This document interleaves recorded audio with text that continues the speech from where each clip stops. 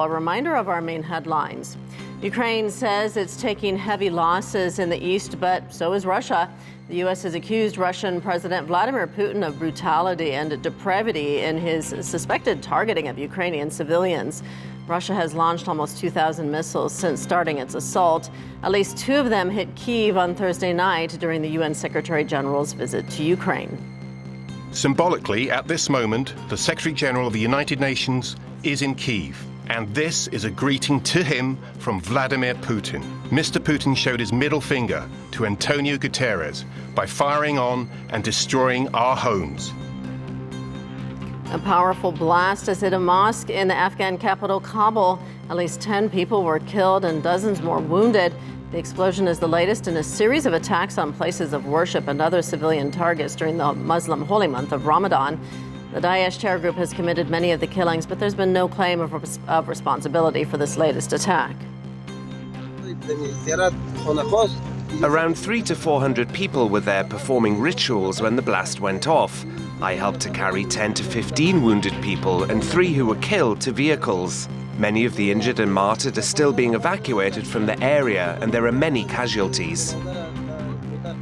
In Sri Lanka, there are reports the president intends to remove his brother as prime minister following weeks of demonstrations over the floundering economy. Dwindling foreign reserves have left the country without enough money to pay for essential imports as the cost of living rises. It's pushed Sri Lanka's economy into the worst crisis in decades. What we are asking is for Gotabaya Rajapaksa and the government to resign. The country is in this situation because of them. They're taking our dollars overseas and carrying out businesses. I'm also a businessman and we can't bear this situation. And German tennis star Boris Becker has been jailed by a London court after being found guilty of hiding millions of dollars worth of assets to avoid paying his debts. During his career, he earned $25 million, but in 2017 was declared bankrupt after owing creditors more than $60 million. All right, be sure to stay with us. The news continues right here on TRT World.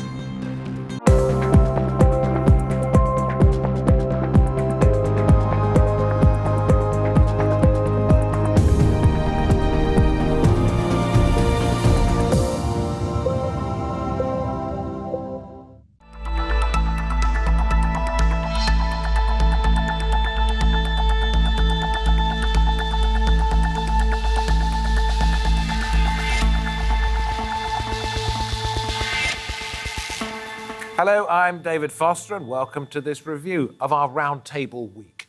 The United Kingdom's plan to send illegal immigrants to Rwanda with a one-way ticket has failed for other countries before. So why is the British government doing this? And is the UK's plan to ship asylum seekers to Rwanda ethical?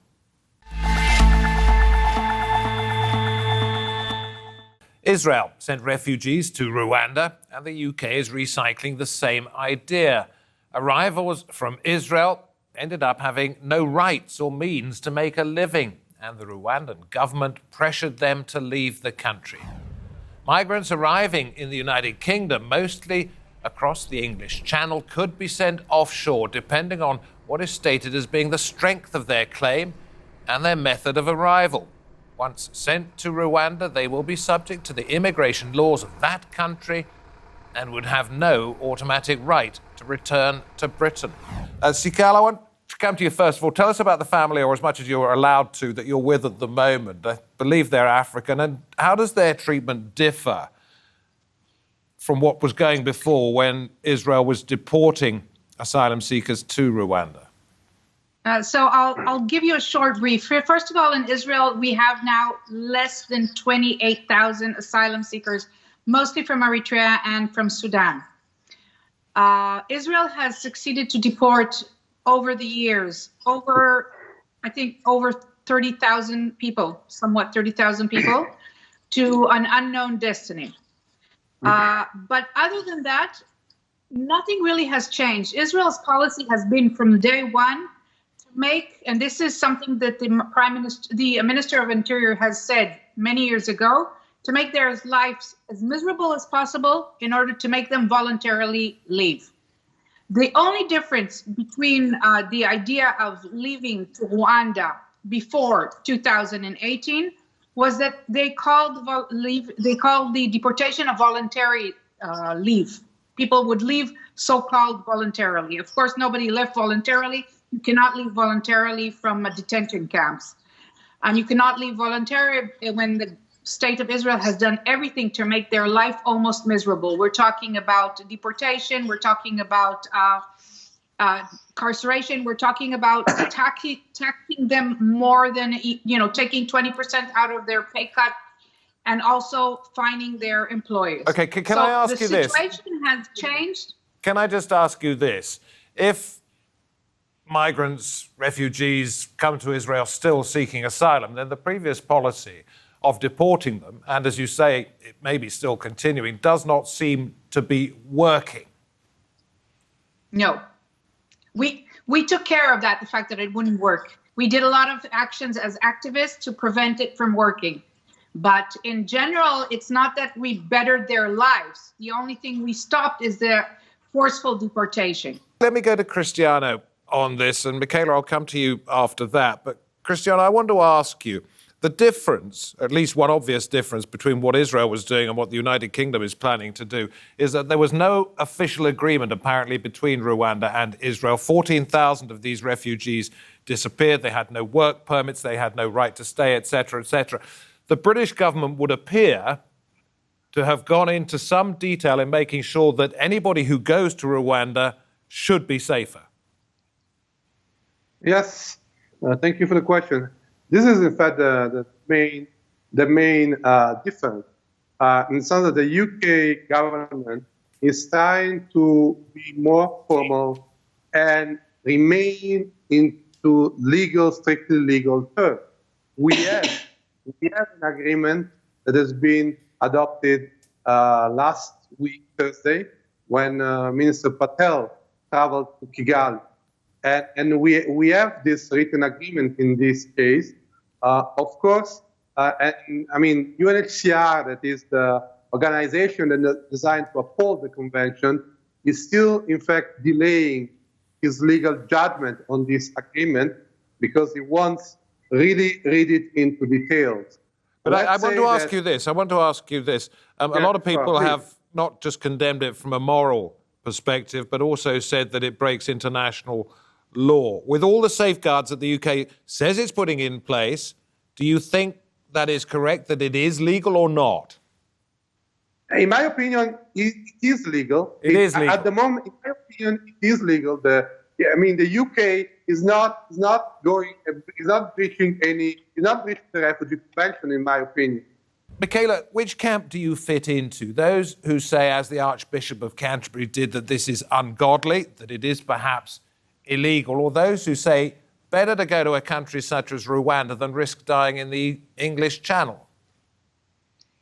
Well, maybe I can fit into another camp, which is to say that I just don't see how this can work. And I also think that of all the countries that could have been chosen in Africa, Rwanda's probably the worst one to have struck this deal with. Here there just seems to be very little discussion of what Rwanda, the country, is like. And its track record, both on how it handles its own refugees, but also on its track record of grotesque sort of human rights violations throughout the decade. One of the points worth making is this is it is the most densely packed, densely populated country in Africa, and it's a country where people survive from peasant farming mostly. And the idea that there are vast areas where people can settle and thrive, which is the phrase we've heard from Boris Johnson and Priti Patel, is just bizarre. It is now or never, the United Nations Scientific Panel said this month, as global emissions continue to hit historic highs. But who is listening to these latest warnings with everything else that's going on? The war in Ukraine, a cost of living crisis, and soaring energy prices.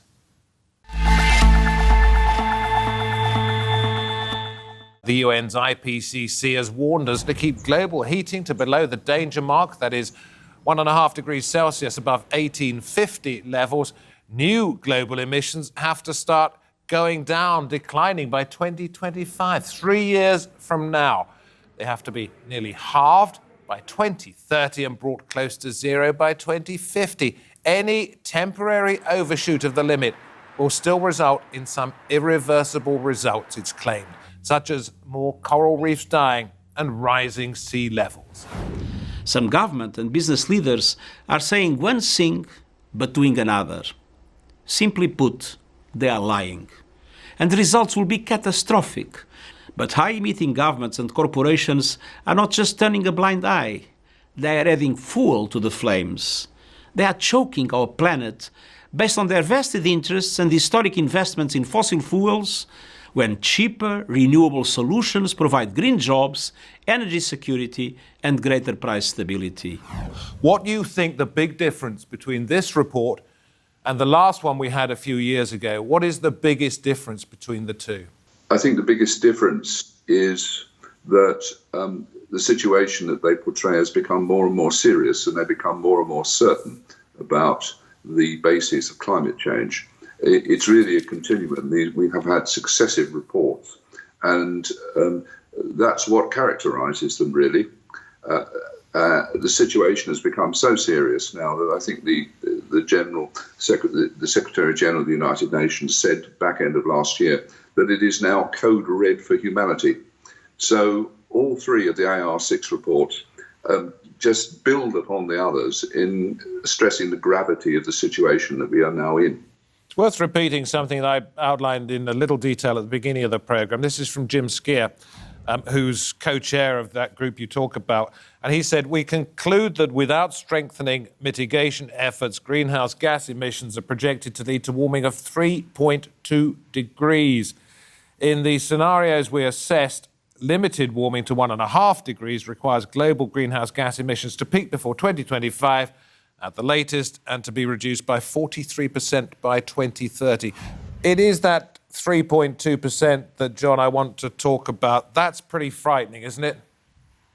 It is. It's very frightening. It's well outside what is regarded as the baseline threshold for our survival, really, or the world as we know it.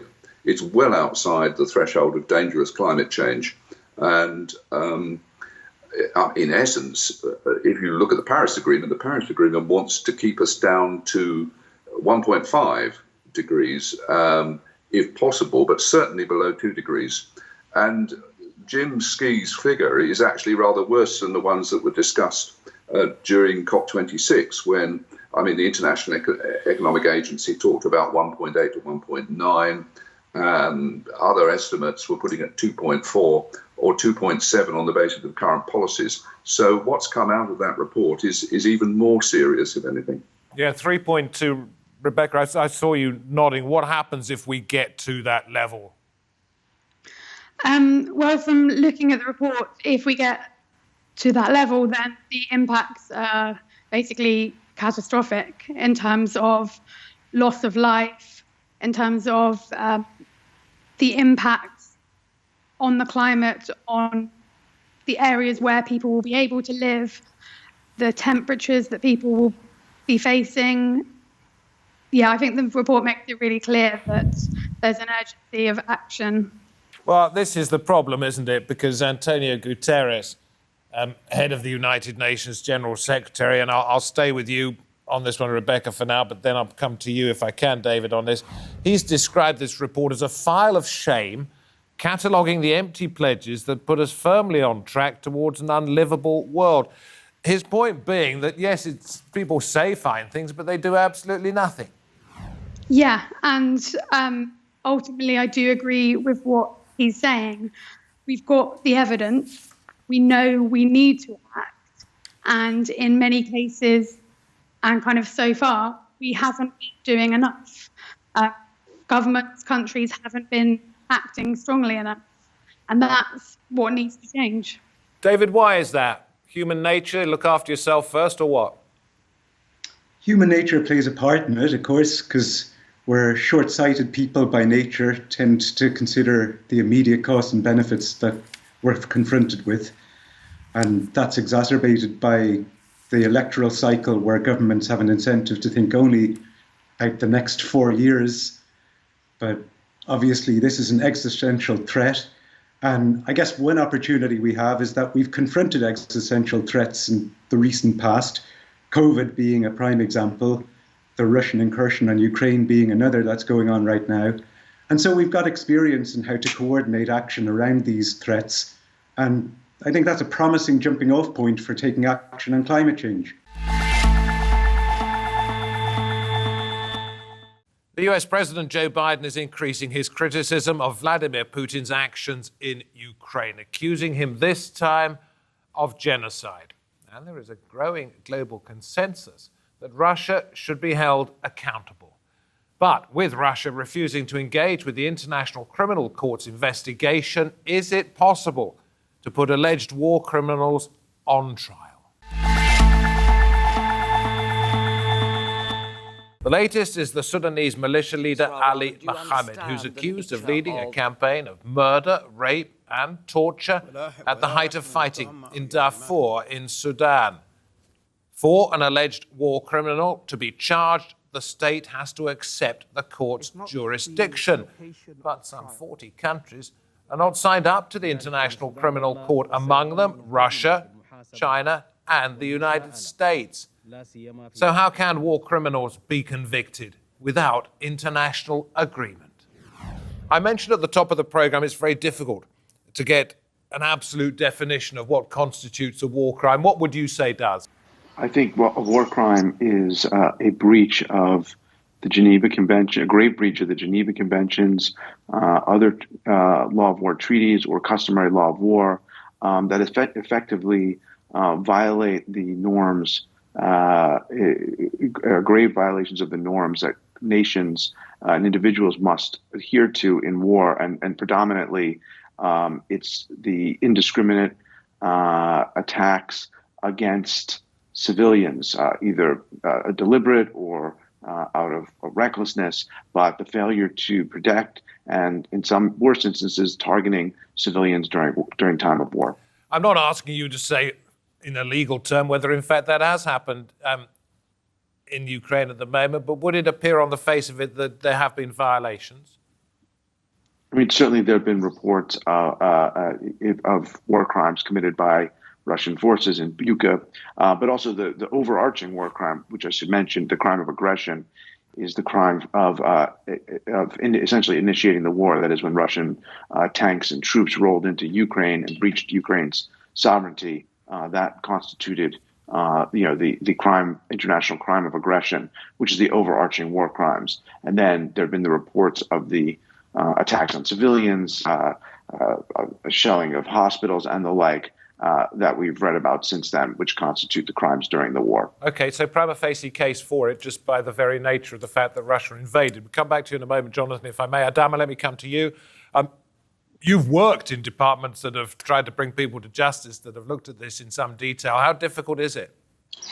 Well, let me say that it is extremely difficult. I mean, if you look at the system today, it is time-consuming to meticulously investigate and prosecute individual charged with the crime of genocide, crimes of humanity, war crimes, and aggression. I mean, the systems can be, of course, improved if the perception today of anti-African bias is addressed. And this is something the current Twitter, Karim Khan, is looking, and he, in fact, as we may know, attended the last African Union Summit. A new dawn, I would say. But looking, of course, today, the current situation in Ukraine, the question you just raised with Jonathan, I should say that the International Criminal Court is the only tool we have right now available, but it needs to get support. But the International Criminal Court is not recognized by Russia. It is not recognized by the United States. There's a list of other countries as well. Therefore, in this particular scenario, with the US president calling for the head of the Russian president, that's not going to work, is it? As we know, most of the time, unfortunately, we see big powers committing violations of international law. I mean, the accusation today, which are being made against Russia, some experts are, in fact, making the same point regarding what happened in Iraq in the past. Adama, both you and Mark, and I'm going to come to you, Mark, have worked under the auspices of the United Nations. The International Criminal Court is set up under the United Nations. Is there any way a separate body could be established that didn't come under that umbrella and therefore could perhaps include Russia in its remit?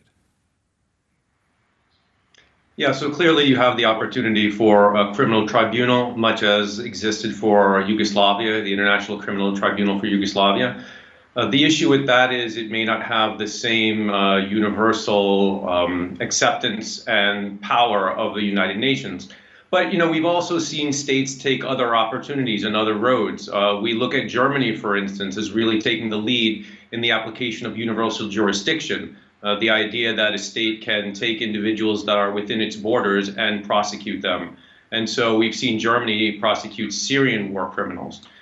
There certainly is the issue that war crimes have no statute of limitations. And so these are things that will hang over the heads of Russian leaders, military personnel, commanders for many, many years.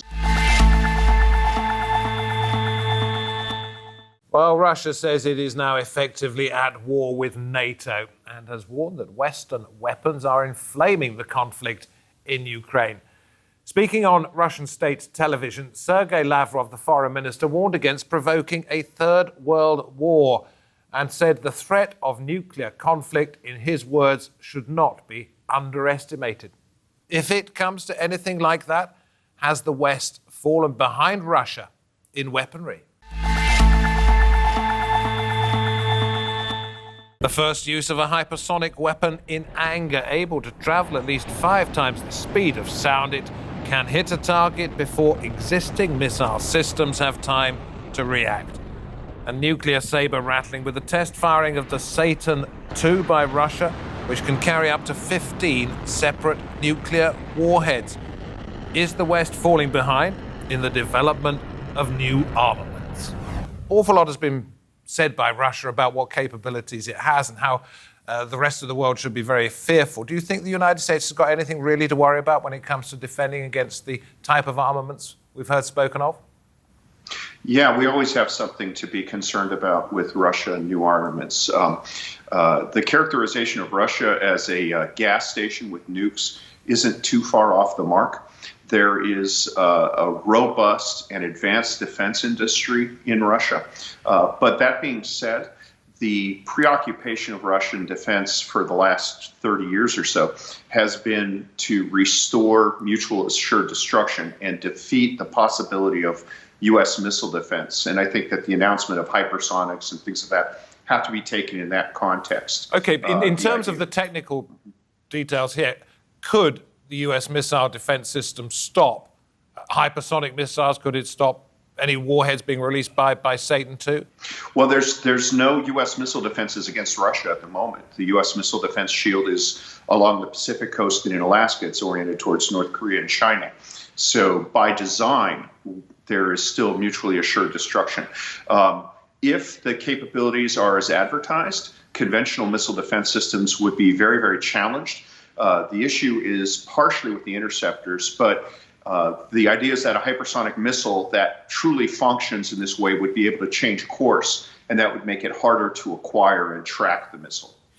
Was it you, Robert, that said you didn't think that's what had actually been used in Ukraine, because otherwise they would have changed the direction of these missiles? It's very unclear what they have been using. As David has been saying, we've been hearing an awful lot about what is being advertised. And in reality, things are turning out to be very different. We see at the great parades, and there'll be another one on May the 9th, we see parades of these missiles and vehicles, which I think all three of us look at to say, gosh, what have they got next in the toy cupboard? And out it comes. And isn't it very surprising, gentlemen, that how little of this actually actually becomes operational very quickly. They have shown some new super tanks, including the T-14, the T-90. They have not been conspicuous with their presence on the battlefield of Ukraine. So I agree with what David has said. It's the amount of effort and money and the industrial effort being put into Russian defense industry is conspicuous, and it is very, very worrying. But how much it can actually deliver, what it was expected to deliver from February the 24th, has really been performance has fallen below expectation, and yet they've been reforming them ever since near debacle in South Ossetia, Georgia in 2008. Let's go through some of the numbers here. Russia's military expenditure increased by 2.9% fairly recently, reaching $65.9 billion. Behind India, $76.6 billion, way behind China, $293 billion. And on the distant horizon, compared to the United States, $801 billion. So 65.9 Russia, 800 plus billion United States. So says the Stockholm International Peace Research Institute. And interestingly, Russia is the second biggest exporter of conventional weapons, 19% of the market, but the United States more than double that, 39%. Christopher, let me come to you. How is it that a nation with 1/10, it appears from those figures, of the military expenditure of the United States can threaten global peace unless it has the most advanced technology? Well, what we've seen, obviously, in this conflict is that the conventional capability of Russia is not as effective as we thought it might be. And especially they're not capable of this combined arms strategy that is necessary for a success in this kind of campaign. And a lot of the weapons they're using are not very high precision weapons. They have some, obviously. They have very modern technology, but most of the equipment they have is not that well endowed with technology. But you would not necessarily need to have a great deal of the high-end technology to cause a great deal of destruction, would you? Well, this is what they're doing. They're just hitting targets, civilian targets mostly. They're destroying urban environments, attacking civilians. The purpose of high precision weapons is to target only military targets very precisely. And that's not what the Russians are doing most of the time. It's very primitive. Let's say that. It's stand back and blast. And they're doing it mostly with old-fashioned artillery, exactly as Christopher was saying. Really old-fashioned artillery and old-fashioned rocket systems like the Grad, which goes back to the Katyusha and Uncle Joe Stalin's organs in World War II. I would like to emphasize very, very strongly something that Christopher has said. The thing that has failed so conspicuously, and all the braggadocio we are getting even this very day from Lavrov and Putin, it fails on this, is the PBI. And that is it from our review of the week. All the longer programmes available on our YouTube channel. That is TRT World Roundtable on YouTube. From me, David Foster, from the Roundtable team that makes it all possible. Thanks for watching. See you next time.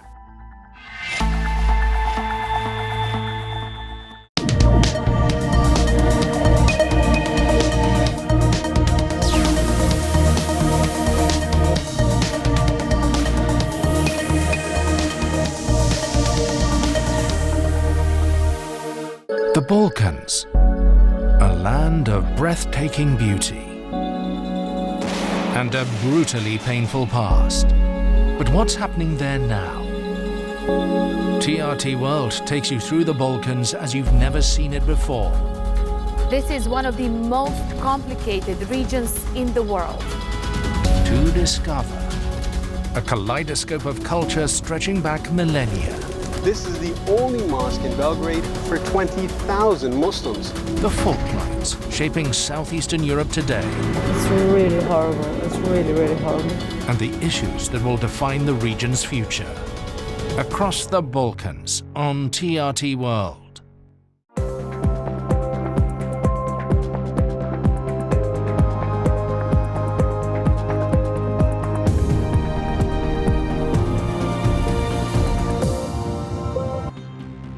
A senior commander holed up with soldiers and civilians in a Mariupol steelworks tells TRT World they only have supplies to last a week. But as Russian bombings continue, their evacuation is delayed once again.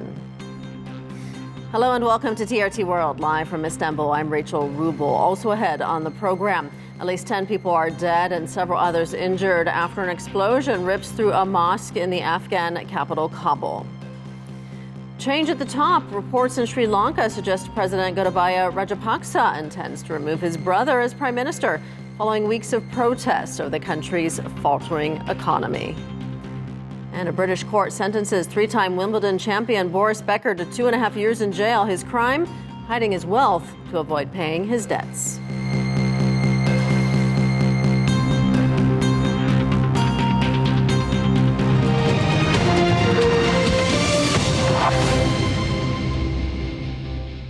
President Vladimir Zelensky has described the situation in Ukraine's Kharkiv and Donbass as very difficult. He made the comment during his nightly address on Friday. The latest estimate from U.S. intelligence is that Russia has around 92 battalion tactical groups in the east of the country. That would be about 70,000 troops with more stationed just across the border. Restrictions on reporting make it difficult to get an exact picture of specific military activity. On Thursday, Moscow's forces launched a missile attack on Kyiv barely an hour after Zelensky held a news conference with UN Secretary General Antonio Guterres. The situation in Kharkiv region is difficult, but our troops and our intelligence have important tactical success. The occupiers are doing everything to destroy any life at the Donbas territory. Constant cruel bombardments, constant Russian strikes on infrastructure and residential areas state that Russia wants to make this territory uninhabited. That's why the defense of our land and our people is literally the fight for the life. Pentagon spokesperson John Kirby has accused Russia's President Vladimir Putin of depravity and brutality in his attack on Ukraine. That came during an emotional news conference on Friday. It's difficult to look at the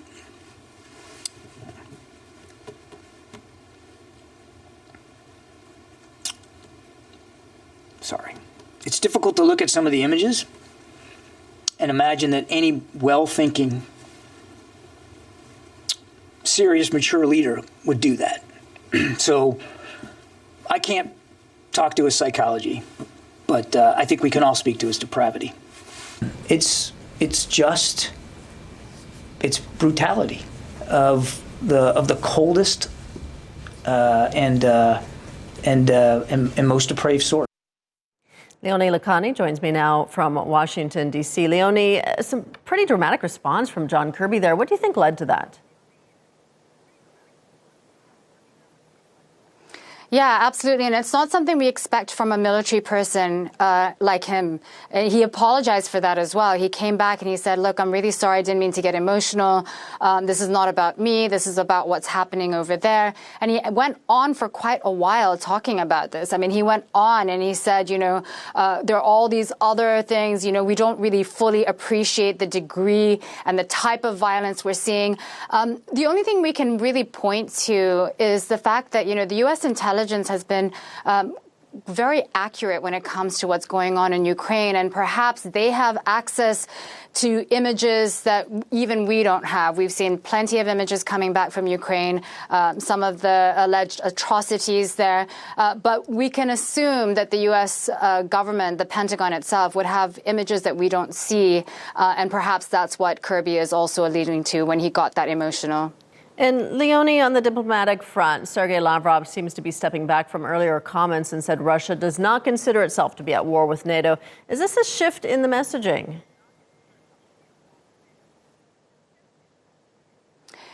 It seems like a slight shift in the messaging. So on both fronts. So on the one hand, we had Lavrov today making comments about how, Kyiv was operating under the orders from the West, from London and Washington, and it was blaming Kyiv for changing its tactics. And it was because of that they could not reach some kind of peaceful solution. But on the other hand, they were really careful about coming back and saying, hey, by the way, just so you know, we're not at war with NATO.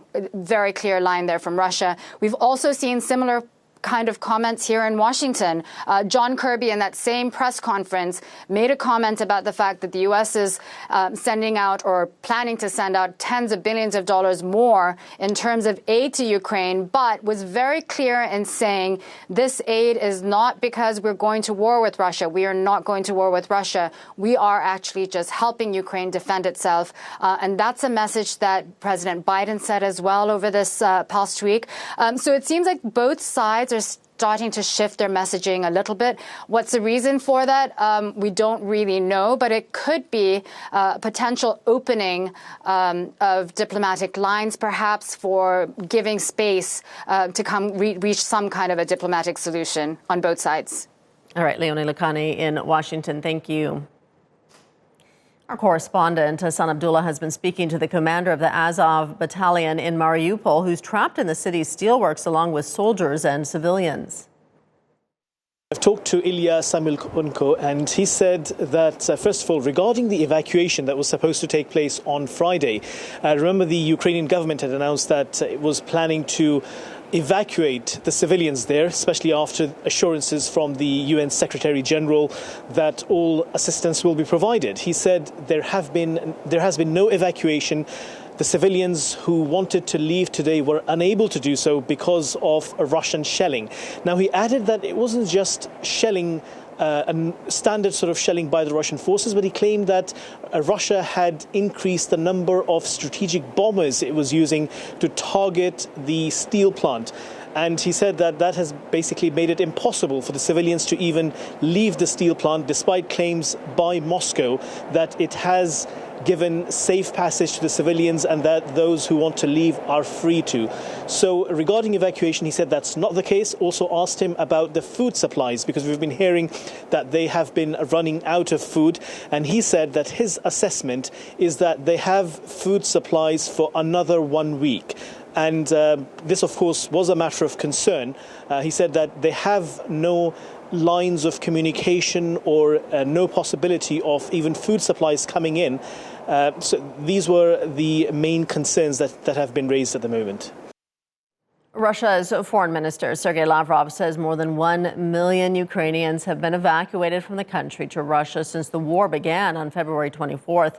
He also said NATO's vocal support of Kyiv stands in the way of reaching a political deal to end the conflict, but did say that Russia wasn't at war with NATO, acknowledging that that would increase the risk of nuclear conflict. Jasha Chernyshova reports from Moscow. The talks with Ukraine could have been far more successful should the Ukrainian negotiators be more honest and responsible. This is how Moscow views this ongoing negotiations process with Ukraine. According to Sergei Lavrov, Russian foreign minister, he stressed that Ukraine is constantly changing its position, even on the issues that the sides have already agreed upon, and, quote, constantly playing games. So Russia believes that this is happening because Ukraine is under orders from the Western countries, namely the United States and the United Kingdom. So Sergei Lavrov has stressed that Russia believes that Ukraine has become nothing but an instrument of containment of Russia for the Western countries. At the same time, he stressed that Russia, from the Russian perspective, Moscow is not fighting with NATO. That would have been another escalatory step, which Moscow is trying to avoid. And he's noted that the talk of nuclear war, the Third World War, is something that is being inflamed by the Western countries, not by Russia. And of course, he warned of the dangers of doing so. He also noted that Moldova shouldn't be afraid of Russian special military operation. Quite the contrary, it should be afraid of being dragged into NATO. So he was quite clear, saying that the special military operation will end when the goals are achieved. And of course, he didn't specify when that is going to happen. American University professor of political science and international affairs, William Lawrence, joins me now from Washington. Professor, Russia has confirmed that President Putin has been invited and plans to attend the G20 summit in November. I know that's several months off still, but U.S. President Biden had said Russia should be kicked out of the G20. What do you think we'll see going forward? Do you think we'll see the U.S. boycott the G20, or do you think that we'll have a potential showdown between the two leaders? Neither. what will happen is what's been happening already at the G20 meetings, such as the one with the Treasury Secretary a couple of days ago, where the U.S. will show up and it will avoid meetings with the Russians. So if there's a committee meeting or a side meeting where the Russians are there, the U.S. has been walking out and could continue to do the same thing if this war is still going in 6 months. And the G20 is a place where all of these countries show up. The U.S. would prefer that the negotiations with Russia by the 15 or 16 countries that have sanctioned Russia that are part of the G20 happen, but not within the G20 context, because G20 is about some very specific things like global finance and how it works together in terms of governance, in terms of improving economies.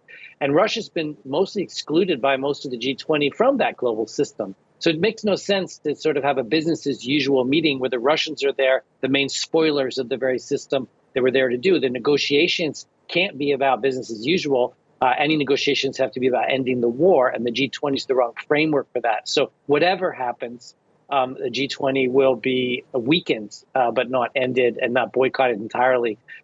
It'll be weakened, but the negotiations will have to happen through other means.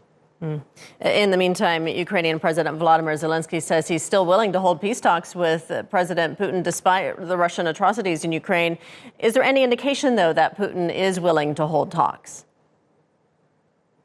Well, right now we're getting mixed signals from the Russians, as your correspondents aptly pointed out.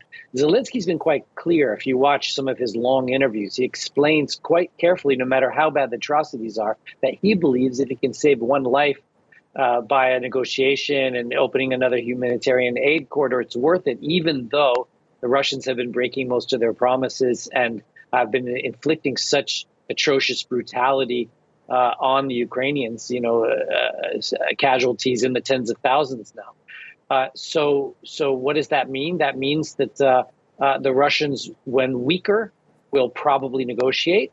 And again, that's part of that mixed signal that we're getting. And the Russians, when stronger, will probably either engage in bad faith, quick negotiations, or not negotiate at all. The unfortunate reality of this situation is that only force is going to bring peace. If you have a weaker Western response and a weaker Ukrainian response, you end up with a longer conflict. But it's unfortunately through force that Putin gets forced to the table, and we end up like a situation in 2014 where the stalemate itself leads to the ending of the war. It's also similar to the Armenia-Azerbaijan conflict in that it took moving the border and then drawing new lines, and then the Russians, put the monitors in. But you understand what I'm saying here. Putin will be satisfied if he gets to move the border a little bit in his own direction, and then can call it quits, because the other possibility is a war that goes on for years and years, which doesn't work to Putin's benefit. All right, we're going to leave it there for now. Professor William Lawrence in Washington, thank you.